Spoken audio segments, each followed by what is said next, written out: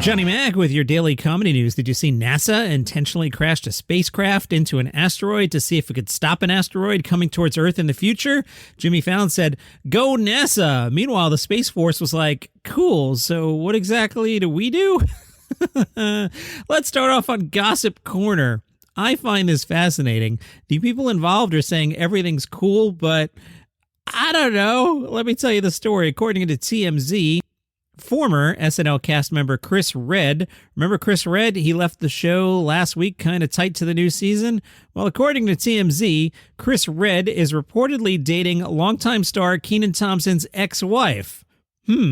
Sources tell TMZ that Chris Redd and Christina Evangeline have been together for a year, and there's, quote, no overlap or cheating, as Kenan Thompson and his ex were separated for a few years when the relationship began. TMZ says they're told Kenan's aware of his ex's romance with Chris and has no hard feelings. Kenan and Christina were divorced in April. Chris Redd and Kenan Thompson also co-starred on the short-lived NBC comedy Kenan. I don't know. What do you think? Yeah?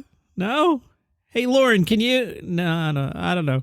Moving on, Dave Chappelle appeared at the Taylor Hawkins Tribute show in Los Angeles. He appeared on stage late in the show to cover Radiohead's classic Creep, along with the Foo Fighters. Rolling Stone apparently didn't think he was too good. They wrote, during the mediocre rendition, Chappelle urged the crowd to join him, shouting, "Everybody needs to sing this stuff." After he left the stage, Foo Fighters frontman Dave Grohl added, "Didn't see that one coming, did you?" But Rolling Stone said those who follow Chappelle might have actually seen it coming. Dave Chappelle covered the track with the Foo Fighters back in 2021. Bill Burr is at Indiana University's Simon Skjodt Assembly Hall. I don't know if I said Simon's name right, SKJODT, whatever. Burr spoke to the Herald Times Online and said, "Jokes get misinterpreted. Comedians do care about the things they're joking about. It's gallows humor. They wouldn't be talking about it if they didn't find it significant. We comedians are soft targets. It takes no courage to go after us." But he said, sometimes he'll go back and think about a gig. I wish I'd said that in a different way. A lot of comedy specials coming out all of a sudden. Today's is called Ladykiller. It's by Jena Friedman, and it's on Peacock, which means none of us are going to see it. We don't have Peacock. The Daily Beast writes, "I don't think it's much of a spoiler to reveal that comedian Jena Friedman is pregnant in her new stand-up special. It's actually the punchline to her first joke. Spoilers, she opens up thanking her audience for being vaccinated. Despite all the misinformation out there, she said, "When I first heard the vaccines might cause infertility, I was like, yes, but apparently they don't." And then the camera pans down to reveal her pregnant belly.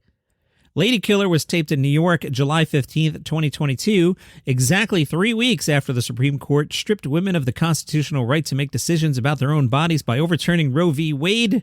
Jena says, "I wasn't pregnant when I sold the special, and Roe hadn't yet been overturned, so the confluence of those two things happening as I was prepping to tape Ladykiller made me really appreciate having a platform where I could talk about some of the things I've been losing sleep over since Roe was overturned, and to do so particularly before the midterms. I hope it will resonate with viewers, and on a personal level, it's been incredibly cathartic." She later tweeted that she's still in shock that Peacock greenlit something so dark. Hey, Ramy is back today. If you haven't seen Ramy, it's fantastic. Season 3, I think it is, but go back and watch it from the beginning. That is on Hulu. The logline, Ramy's autofictional alter ego is still hopping into bed with various women and then hating himself for it. In its third season, see, it is its third season. TV's best representation of the breadth of the American Muslim experience adds half-Palestinian model Bella Hadid in a recurring guest role. Let's hope she puts him in his place. All right. Final weekend of JFL Toronto Comedy Festival. Let's see who's playing tonight. Oh, it's off to a good start. 7 o'clock, Maria Bamford. We're pretty much going to see that, but let's see what our options are. Ivan Decker, Birbiglia, JFL 420, Randy Feldface, Mission Totally Possible, Tim Dillon, Mark Little, Gotland. 7:30, something called Yuck Yucks. Yuck Yucks is Canada's national stand-up comedy company. They'll be hosting an incredible lineup of their favorite comedians you don't want to miss. All right. I really want to see Dylan, but Bamford is fantastic as well. Let me cheat and look ahead here and see if one of them is playing later in the evening. Maybe we could do both. No. Let me cheat and see if one of them is playing tomorrow. Maybe we could do both. No. Tough choice. I'll let you pick. So 7 o'clock, your choice, Maria Bamford or Tim Dillon. 8 o'clock, Trevor Noah for 90 minutes, but I see he's playing tomorrow as well, so we can hold off. The 9 o'clock shows, Emmy Blotnick, Reese Nicholson, Beth Stelling. But at 9:30, Mark Maron, Gerard Carmichael, and a show called Gotland, where First Nation, Inuk, and Metis entertainers tell jokes and share life stories. Nation to Nation comedians will showcase their material for allies. Boy, that sounds like a really cool show, but up against Some fantastic 9 o'clock shows, and then at 9:30, Maron or Carmichael. Yeah, that's just can't do it. 9:30, my pick is Mark Maron. And for the late shows, Reese Nicholson, Stand Up on the Spot with Jeremiah Watkins and Beth Stelling. We haven't seen Beth yet. Let's go see Beth at 11 o'clock. Variety did their comics to watch. One of them, Julia Shiplet. One typical Shiplet joke dismantles the appeal of astrology, starting with the cheerful greeting, Happy Virgo season, and then immediately twisting it around to describe the way astrology becomes an excuse for terrible behavior. I don't have a fear of intimacy. I had an eclipse on my birthday. That's a great joke. All right, what are your comedy opinions? What hill will you die on? Julia says, a lot of people are going to get mad at me, but I wish we could all stop posting crowd work videos. I'll jump in there.